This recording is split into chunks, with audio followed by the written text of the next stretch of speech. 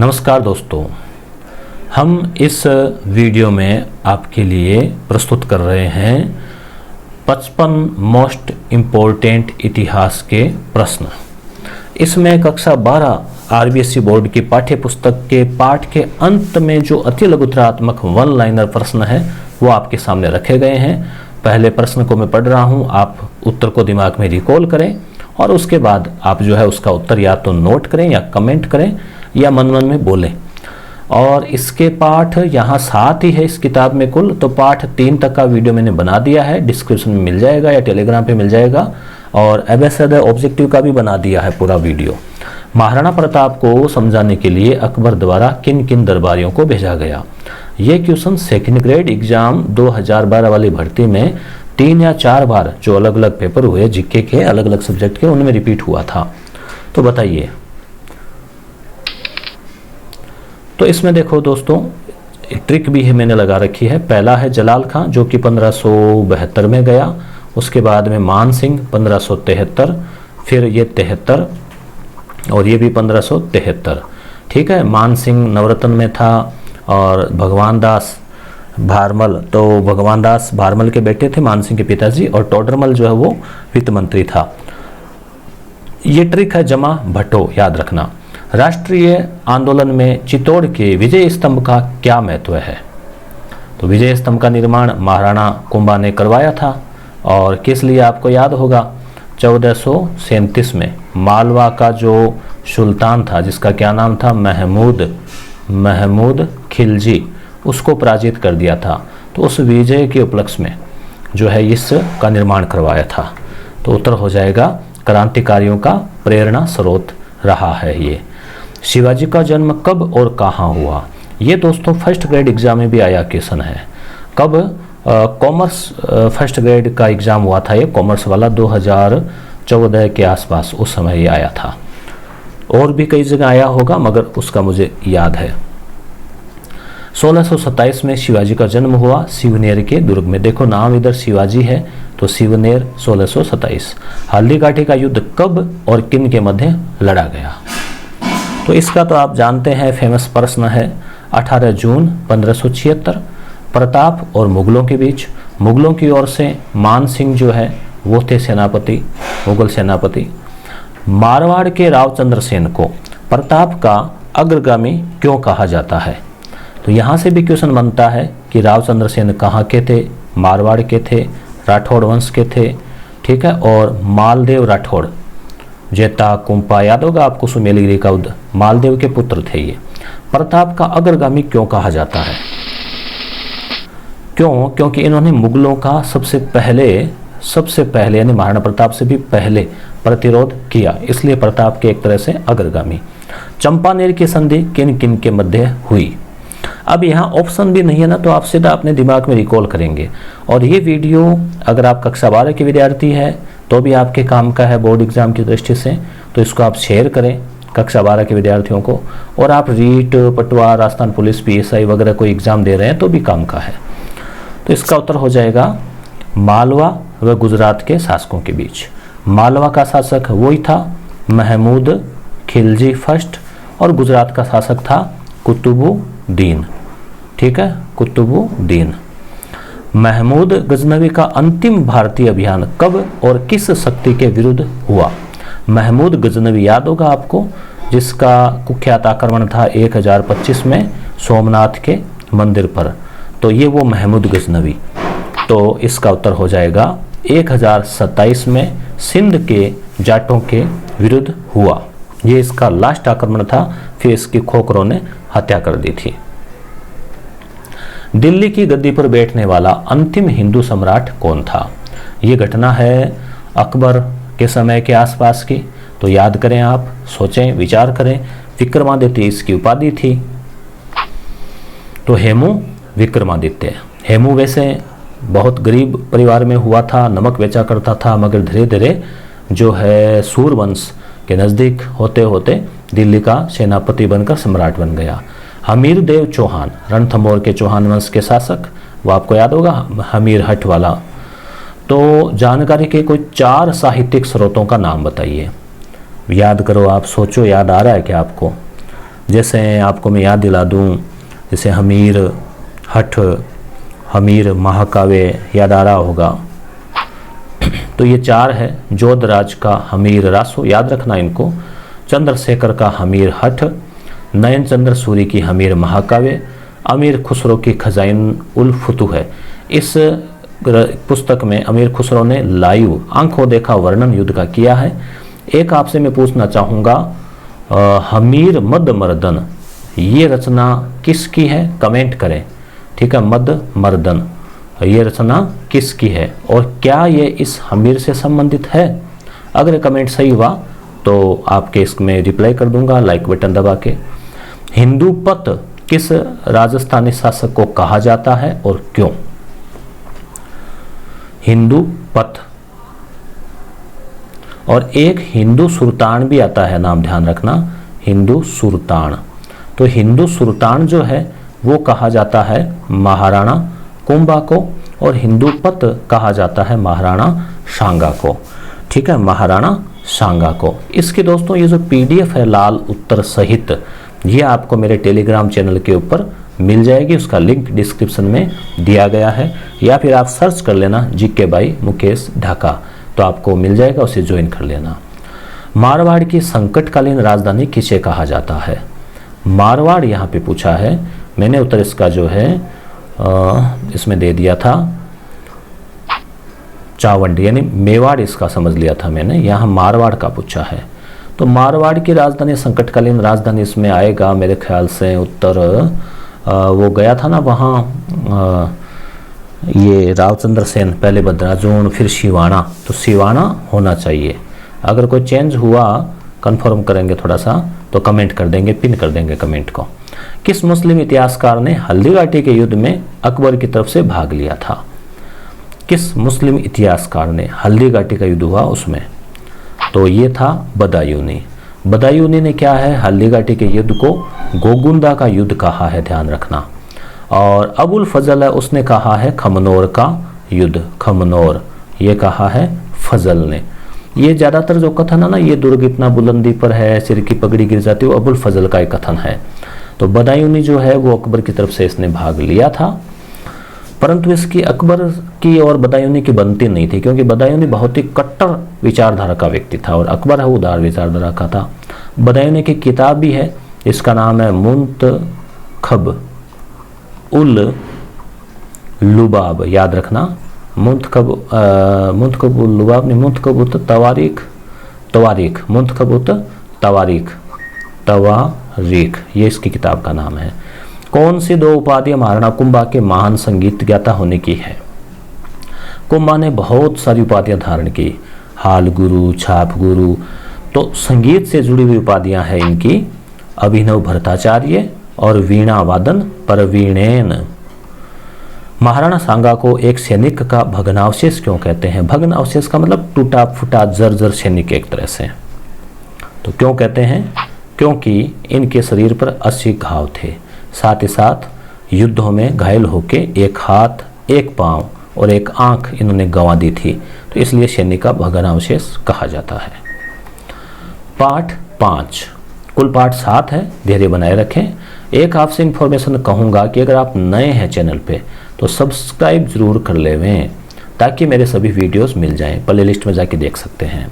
एक हम लोगों का यस गुरु ऐप है, जहां पर भी आपको रीट की टेस्ट सीरीज, पटवार की और अन्य कुछ कोर्सेज मिलेंगे। 1764 में बक्सर का युद्ध किन किन के मध्य लड़ा गया? एक 1757 में हुआ था पलासी का युद्ध, और इसके बाद में 1764 में हुआ बक्सर का। तो इसमें आ जाएगा मीर कासिम, सुजाउदौला, ये थोड़ा ये इससे आपके कट जाता है ना, शाह आलम, परंतु आपको PDF में ये एकदम सही मिल जाएगा। मीर कासिम, सुजाउदौला था अवध का नवाब, और शाह आलम था मुगल बादशाह। तीनों मिलकर लड़े और सामने अंग्रेज थे, अंग्रेजों का सेनापति था हेक्टर मुनरो, मगर फिर भी ये तीनों की संयुक्त सेना हार गई। नीले पानी की नीति, ब्लू वाटर पॉलिसी किसे कहते हैं? तो इसका उत्तर हो जाएगा पुर्तगाली गवर्नर था अल्मीडा, ठीक है। उसका समुद्र पर एकाधिकार करने की योजना थी, सपना था, उसे नीले पानी की नीति कहते हैं। जाट जाति का प्लेटो किसे कहते हैं? प्लेटो या अफलातून।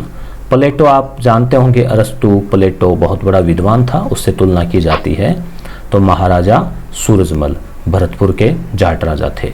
पानीपत का तृतीय युद्ध कब और किन के मध्य लड़ा गया? तो देखो, पानीपत के कुल 3 युद्ध हुए हैं। पानीपत का जो है तीसरा युद्ध 1761 में अहमद शाह अब्दाली और मराठों के बीच में लड़ा गया था। मराठों का उस समय पेशवा था जो है बाजीराव, बालाजी बाजीराव, उसके बाद माधवराव, ठीक है। तो बालाजी बाजीराव थे, ठीक है, और सदाशिवराव भाऊ वगैरह गए थे। तो पानीपत का पहला युद्ध जो है वो बाबर ने लड़ा था 1526 और इब्राहिम लोदी को पराजित किया था। दूसरा युद्ध अकबर ने लड़ा था और ये हेमूक और इनको पराजित किया था। प्रथम आंग्ल मराठा युद्ध की समाप्ति किस संधि के बाद हुई? आंग्ल मराठा यानी एक तरफ अंग्रेज और सामने मराठा।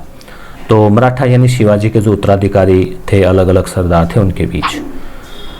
तो ये जो युद्ध हुआ उसमें अंग्रेज जो है ना वो हार गए और मराठों का पलड़ा भारी रहा। अंग्रेजों को अपमान का घूंट पीना पड़ा। तो पहले बड़गांव की संधि हुई, फिर लॉर्ड जो था उस समय गवर्नर जनरल, उसने इसको मानने से मना कर दिया। हेस्टिंग्स था शायद नाम उसका। तो फिर सालबाई की संधि हुई। तो सालबाई की संधि के साथ में युद्ध विराम हुआ। तो दोनों ही क्या है, अंग्रेजों के लिए अपमानजनक थी। प्रथम आंग्ल मैसूर युद्ध, मैसूर यानी हैदर अली, टीपू सुल्तान और अंग्रेजों के बीच में युद्ध हुआ था। हैदर अली था पहले, तो यानी इसमें कुल 4 युद्ध हुए थे। 2 में हैदर अली था, 2 में टीपू सुल्तान था। के विरुद्ध बने त्रिगुट, यानी हैदर अली को हराने के लिए अंग्रेजों ने त्रिगुट बनाया। तो वो कौन कौन थे? तो निजाम, मराठे और अंग्रेज। अंग्रेज थे, मराठे थे और निजाम, हैदराबाद का निजाम को ले लिया था। मगर हैदर अली ने पहले युद्ध में क्या किया, इनसे वापस वार्ता करके इनको अलग अलग कर दिया और केवल अंग्रेजों से युद्ध किया और अंग्रेजों को पराजित कर डाला। व्यापगत नीति या इसको कहते हैं हड़प नीति, ठीक है, डॉक्ट्रिन ऑफ लैप्स अंग्रेजी में इसको कहते हैं, किस गवर्नर जनरल द्वारा लागू की गई? बताइए। जिसमें क्या था, गोद निषेध था, यानी किसी राजा महाराजा के संतान नहीं है तो उसको गोद लेने नहीं दिया जाता था और उसकी रियासत को सीधा अंग्रेज हड़प के और अपने में मिला लेते थे। तो उत्तर हो जाएगा लॉर्ड डलहौजी। ये 1856 तक था। 57 में क्रांति हो गई। तो क्रांति के कारणों में इसकी ये नीति भी थी एक। ब्रिटिश राज्य में अवध राज्य का विलय किस आधार पर किया गया था? अवध जो है उसकी लखनऊ नवाबों की नगरी थी। तो इसके ऊपर क्या किया, डलहौजी ने कुशासन यानी खराब शासन और भ्रष्टाचार का आरोप लगा दिया। यहाँ और कोई बात चली नहीं गोद निषेध वगैरह वाली, तो ये आरोप लगा के भी हड़प लिया। तो ये अंग्रेजों की पराकाष्ठा थी हड़पने की। और यहाँ का नवाब आपको पता होगा कौन था, वाजिद अली शाह।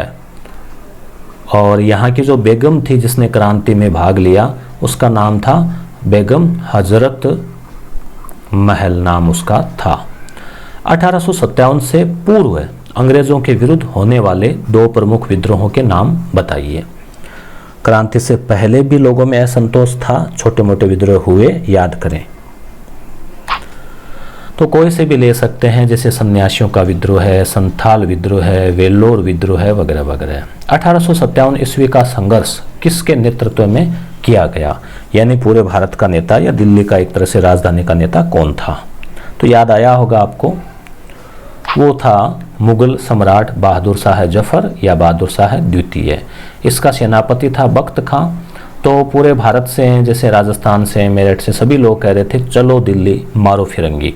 तो वो दिल्ली जा रहे थे और बहादुर शाह को कहा कि आप हमारा नेतृत्व स्वीकार करें।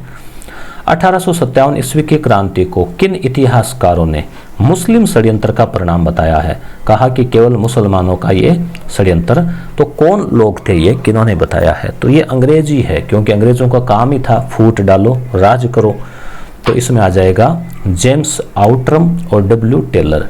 ये अंग्रेज इतिहासकार है जिन्होंने ऐसी टिप्पणी की है। दक्षिणी भारत के 4 प्रमुख केंद्रों के नाम बताइए जहां 1857 की क्रांति की घटनाएं हुई। तो आप कोई से भी नाम बता सकते हैं, 8-10 नाम है। तो इसमें सतारा है, पंढर ढह आ जाएगा यहाँ, पंढरपुर, हैदराबाद, कोल्हापुर महाराष्ट्र, गोवा, याद होगा आपको रंगा बापूजी गुप्ते महाराष्ट्र वगैरह में।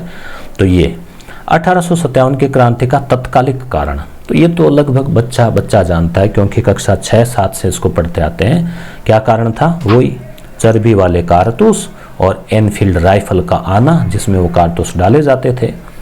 1857 की क्रांति में नेतृत्व करने वाली 2 महिलाओं के नाम बताइए। तो एक महिला का नाम तो वो भी बच्चे बच्चे जानते हैं, बचपन से ही कविता पढ़ते आ रहे हैं, खूब लड़ी मर्दानी, वो तो झांसी वाली रानी थी। और एक बेगम हजरत महल और रानी झांसी लक्ष्मीबाई। पाठ 6, स्वराज्य शब्द का प्रयोग पहली बार किसने किया? और विदेशी शासन चाहे कितना ही अच्छा हो और देशी शासन चाहे कितना ही बुरा हो, मगर उस विदेशी से वो देशी शासन अच्छा है। ये शब्द भी, नमस्ते शब्द, स्वदेशी, ये शब्द सबसे पहले किन्होंने काम में लिए? दयानंद सरस्वती। स्वामी दयानंद सरस्वती की मृत्यु कहाँ हुई? तो ये गुजरात के थे। और मद्रास पुस्तक किसने लिखी? तो इसके लेखक है दयानंद सरस्वती और बहुत ही शानदार तर्क युक्त पुस्तक है। आपको कभी मौका मिले तो जरूर पढ़ना। भारतीय राष्ट्रवाद एवं भारतीय पुनर्जागरण के जनक किसे माने जाते हैं? तो आप जानते हैं राजा राम मोहन राय। शुद्धि आंदोलन किसने चलाया? तो दयानंद सरस्वती। वेदों की ओर लौटो, यानी वेदों की जो शिक्षा है उनको अपनाओ, ये नारा भी किसका है? दयानंद सरस्वती का है। शुद्धि आंदोलन में क्या था? यानी जिन लोगों ने अन्य धर्म को अपना लिया था, कोई जबरदस्ती वगैरह, तो उनको वापस यज्ञ के द्वारा हिंदू धर्म में लाने का प्रयास। तुम मुझे खून दो, मैं तुम्हें आज़ादी दूंगा। अब ये नारा तो कोई शायद मेरे ख्याल से छोटा नन्हा मुन्ना बच्चा भी बता देगा। सुभाष चंद्र बोस। भारतीय स्वतंत्रता लीग, ठीक है, इंडियन नेशनल INL, ठीक है, इसकी स्थापना किसने की और कब की? याद करें। फिर इसी को आगे जाके आज़ाद हिंद फौज में तब्दील कर दिया गया था। तो रास बिहारी बोस, ये जापान और उस साइड रहते थे और इन्होंने बैंकॉक में 1942 में इसकी स्थापना की। बिरसा मुंडा कौन था? तो ये मुंडा विद्रोह का नेता था। इंडियन एसोसिएशन की स्थापना किसने की? इंपॉर्टेंट है ये क्वेश्चन, मोस्ट इंपॉर्टेंट। कब और किसने की? तो क्या है कि भारतीय राष्ट्रीय कांग्रेस से पहले भी कुछ दल बने थे, जैसे ब्रिटिश इंडियन एसोसिएशन, दादा भाई नौरोजी, पहले वो थी land holder society. Land holder society याद रखना, भारत का पहला राजनीतिक संगठन था एक तरह से सोसाइटी, जमीन के जो जमींदार थे उनके मालिक का। तो इंडियन एसोसिएशन आ जाएगा सुरेंद्र नाथ बनर्जी, 1876, कलकत्ता। कांग्रेस की स्थापना कब और किसने की? बहुत सिंपल क्वेश्चन है। 1885 में A.O. ह्यूम ने, ये इसका पहला सचिव था, और W.C. बनर्जी इसके पहले अध्यक्ष थे। और बम्बई में वो तेजपाल गोकुलदास संस्कृत विद्यालय में, ये शायद 28 दिसंबर की बात है, ये जो है इसकी स्थापना हुई। बंगाल का विभाजन कब हुआ और किस गवर्नर जनरल के समय हुआ? तो उत्तर है इसका 1905, लॉर्ड कर्जन। बंग भंग बोलते हैं इसको। फिर 1911 में क्या है, इसको वापस रद्द कर दिया। कांग्रेस के किस अधिवेशन में कांग्रेस 2 भागों में बंट गई? यानी एक तो नरम दल और एक गरम दल। नरम दल वाले जैसे दादा भाई नौरोजी, फिरोज शाह मेहता, बनर्जी, तेबजी थे। गरम दल में लाल बाल पाल थे। तो 1907 में सूरत में सम्मेलन हुआ, तो इसे सूरत फूट या सूरत विच्छेद कहते हैं। फिर 1916 में लखनऊ समझौते में वापस एक हो गए थे।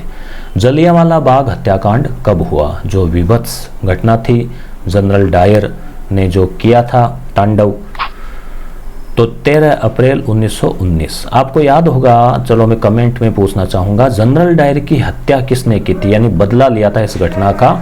1940 में लंदन में गोली से इसको उड़ा दिया था। 20 साल बाद इसे मगर बदला ले लिया गया। तो वो कौन था? पंजाबी था, सरदार था, क्या नाम था उसका बताओ? 5 अक्षरों का नाम है। महात्मा गांधी ने किस घटना के कारण असहयोग आंदोलन स्थगित कर दिया? बहुत ही जोर शोर से आंदोलन चल रहा था, मगर एक घटना हुई चौरी चौरा की, चौरी चौरा कांड 5 फरवरी 1922, जिसमें एक थाने में आग लगा दी लोगों ने, भीड़ ने, जिसमें 21 सिपाही और एक थानादार 22 लोग मारे गए थे। फिर इस हिंसक घटना को, आंदोलन को हिंसक होते देख गांधी जी ने बारदोली में एक अचानक बैठक बुलाई। अब ये प्रश्न बारदोली वाला सेकंड ग्रेड सामाजिक विज्ञान में पूछा गया और उस कमेटी की बैठक में आंदोलन को स्थगित कर दिया। इससे लोग नाराज भी हुए। महात्मा गांधी ने दांडी मार्च कब और कितने सदस्यों के साथ प्रारंभ किया, बताइए। तो इसमें उत्तर हो जाएगा 12 मार्च 1930 को प्रारंभ किया। 78 सदस्य साथ में थे, 78 प्लस 1 गांधी जी। कांग्रेस की स्थापना में पहली बैठक में 72 सदस्य थे 1885 में, उसमें 72 है और इसमें 78 है। और 12 के आधे 6 अप्रैल को वो गांधी जी पहुंच गए दांडी और नमक बनाया और सविनय अवज्ञा आंदोलन शुरू किया। किस अधिनियम द्वारा प्रांतों को स्वायत्तता प्रदान की गई, यानी 1919 के अधिनियम में प्रांतों में द्वैध शासन लागू किया गया था और 1935 के अधिनियम में प्रांतों में द्वैध शासन खत्म करके आज़ादी दे दी और केंद्र में द्वैध शासन शुरू कर दिया। गांधी जी ने करो या मरो का नारा कब दिया और कहां दिया, बताइए। करो या मरो का नारा, तो उत्तर हो जाएगा 1942 भारत छोड़ो आंदोलन के दौरान ग्वालियर टैंक मैदान में दिया था। ये शायद 8 अगस्त की ही बात है। पार्ट 7 लास्ट है इस किताब का। क्वेश्चन आपको कैसे लगे, लाइक करके आप कर सकते हैं, कमेंट करके फीडबैक दे सकते हैं। मैंने आपसे पूछा था प्रश्न, उसका उत्तर हो जाएगा उधम सिंह। उधम सिंह ने जनरल डायर की हत्या की थी। नींबू चना, ये पार्ट 7 जो है राजस्थान से संबंधित है। कांड का संबंध कौन से जिले से है, जिसमें कुछ लोगों को गोलीबारी में मार दिया था, तो अलवर में। और घटना कब हुई थी, 1925। गोविंद गुरु, गोविंद गुरु कौन से, गुरु गोविंद गिरी है वैसे ये, गुरु गोविंद गिरी, क्योंकि राजस्थान से संबंधित है ना। गुरु गोविंद सिंह नहीं है ये, सिखों वाले गुरु गोविंद गिरी। कौन सा आंदोलन शुरू किया था, तो इनकी एक सभा तो आपको याद होगी, संप सभा की स्थापना की थी। और मानगढ़ हत्याकांड, मानगढ़ धाम भी आपको याद होगा, मानगढ़, जिसमें अंग्रेज़ों ने इनके जो 1300 करीब 1500 बिलों को करीब गोलीबारी की थी। तो इनका आंदोलन है भगत आंदोलन। एकी आंदोलन के प्रवर्तक कौन थे, नाम बताओ। एकी, कहा कि एकता रखोगे, तो मोतीलाल तेजावत। मेवाड़ प्रजामंडल के नेतृत्व को गति प्रदान करने वाले नेताओं के नाम, तो मेवाड़ प्रजामंडल से जुड़े हुए नेताओं के नाम आपको याद आ रहे होंगे, जैसे माणिक्यलाल वर्मा, बलवंत राय मेहता, रामनारायण चौधरी, ये संस्थापक थे और बलवंत राय मेहता अध्यक्ष थे। अब ये प्रश्न जो है, अध्यक्ष कौन थे, रीट एग्जाम, टेट एग्जाम 2013 या 14 के आसपास पूछा गया था। अर्जुन लाल सेठी और जमनालाल बजाज ने किस क्षेत्र को अपना कर्म क्षेत्र चुना। शेट्टी ने तो कहा भी था, शेट्टी नौकरी करेगा तो देश को आज़ाद कौन कराएगा। इन्होंने वर्धमान विद्यालय की स्थापना की थी। जमनालाल बजाज को गांधी जी अपना 5वां पुत्र के समान मानते थे। तो उत्तर हो जाएगा इसका जो है देश सेवा, ठीक है। और ये आप ध्यान में रखें, सब्सक्राइब कर लें और यस गुरु ऐप डाउनलोड कर लें। राजस्थान का एकीकरण कितने चरणों में पूर्ण हुआ, बहुत ही सिंपल क्वेश्चन है, 7 चरणों में। एकीकरण से संबंधित मैंने एक वीडियो लगा रखा है, उसे आप जरूर देखें, समझ में आ जाएगा। वरिष्ठ राजस्थान के प्रधानमंत्री कौन थे, 4था चरण है ये, तो हीरालाल शास्त्री थे। मैंने ट्रिक के साथ में लगाया है, आपको प्लेलिस्ट में मिलेगा कक्षा 6 से 10 तक हमारा राजस्थान वाली में। ब्रिटिश काल में राजस्थान में स्थित केंद्र शासित प्रदेश का नाम क्या था, तो राजस्थान में अजमेर मेरवाड़ा था, अजमेर मेरवाड़ा। राजस्थान दिवस किस तारीख को मनाया जाता है, तो उत्तर हो जाएगा 30 मार्च। तो ये क्वेश्चन